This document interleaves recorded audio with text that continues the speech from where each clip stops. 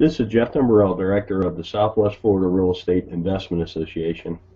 Here to talk about real-world real estate investing part one. This is going to be the first video in a longer series of videos. This mirrors presentations we have been doing in the Southwest Florida REIA for the last 3 months. Disclosure, we're sharing our own experiences and knowledge with you. Please do your own due diligence before utilizing anything here. This is not to be construed as investment advice, and you should seek competent counsel before trying this at home.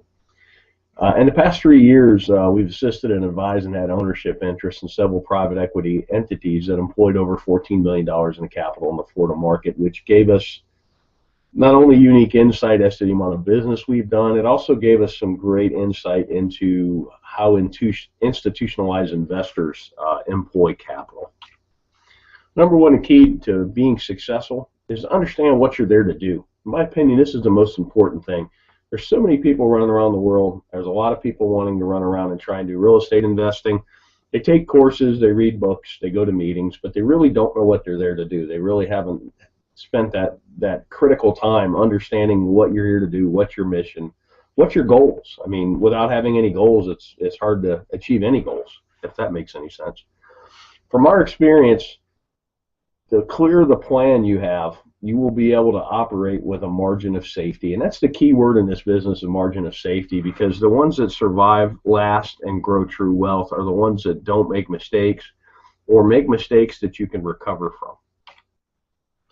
Investing in real estate. Investment is the purchase of an asset or an item with the hope that it will generate income or appreciate in the future and be sold at a higher price. Keyword, the future for investing. So what does that mean? The act of committing capital to an endeavor with the expectation of obtaining an additional income and or profit. That's what investing is. Something I've learned over the years is kind of like a narrative. It's a why in the road when you're talking to somebody that's in real estate. Are they a trader or are they an investor? Investors buy and hold. They get a return from the assets they own. Traders wholesale. Traders fix and flip. Nothing wrong with it. I do it. I've done it in the past. I'm trying to do it again today. I'm doing a marketing campaign as we speak, looking for contracts to wholesale. With that said, it's two different narratives and even two different valuation processes, investor versus trader. You need to recognize the difference between the two. Basic questions for an investor. How much capital are you employing? What's your desired rate of return? When are you going to need this capital back? And then what's your risk tolerance? Those 4 questions are how you determine what you're there to do.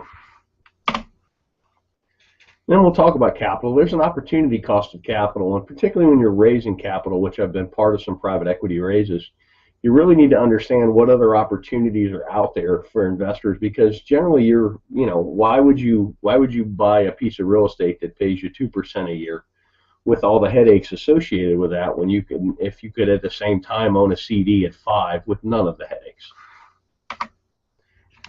Give you a chart on 10-year T-bills, talk about opportunity cost.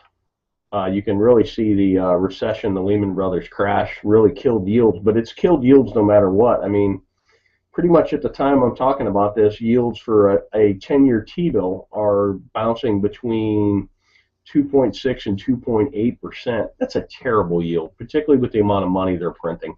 Then you go back 10 years, and this is why investment real estate has become so popular, because it's one of the few places you can get a yield. Here's CD rates from 1984 on, and if you notice, about early 2000s, everybody got excited about real estate, and that's because the CD rates of return just continued to go down. So right now, my God, on a 1-year CD, you're getting not even 1%.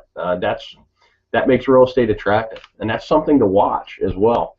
As CD rates and other rates on financial instruments go up, real estate may not appear as sexy, particularly to an investor who bought in the valley and bought right and has quite a bit of gain on the table.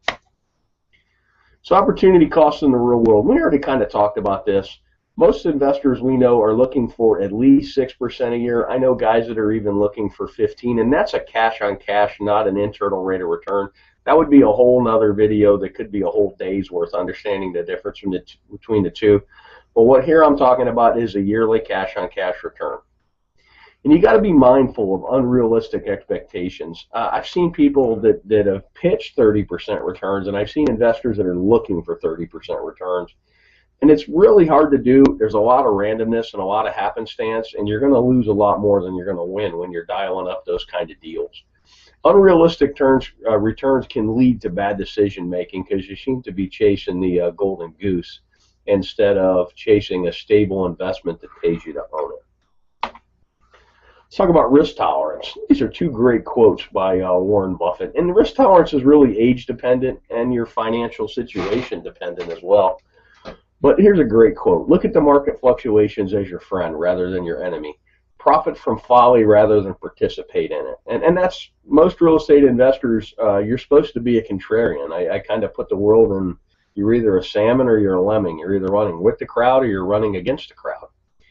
And here's another great one. The main danger is that the timid or beginning investor will enter the market at a time of extreme exuberance and then become disillusioned when the paper losses occur. The key is to not panic and do math-based risk assessments and then math-based evaluations and then sit down and decide what you're doing. You could have bought a home in Cape Coral, Florida at the height of the market at $320 and paid cash, held it all the way through the crash, and still got a better rate of return than CDs, and it's a terrible investment because your basis is so high. Or if you trade it out, you would literally be losing money. But it's sad but you actually would have outperformed the CD, and that's kind of a interesting thing. We did some case studies of people that had bought at the top and had they held and if they had mortgages, and I think that video is on our YouTube channel as well. Thanks for watching. You can always check out our website at swflreia.com. There should be a link at the bottom of this video. If you're on our website, put yourself on our mailing list. We send out a lot of foreclosure information. We send out our meeting notices, and we also from time to time send out information like this. I hope this information is useful to you, and make it a great day.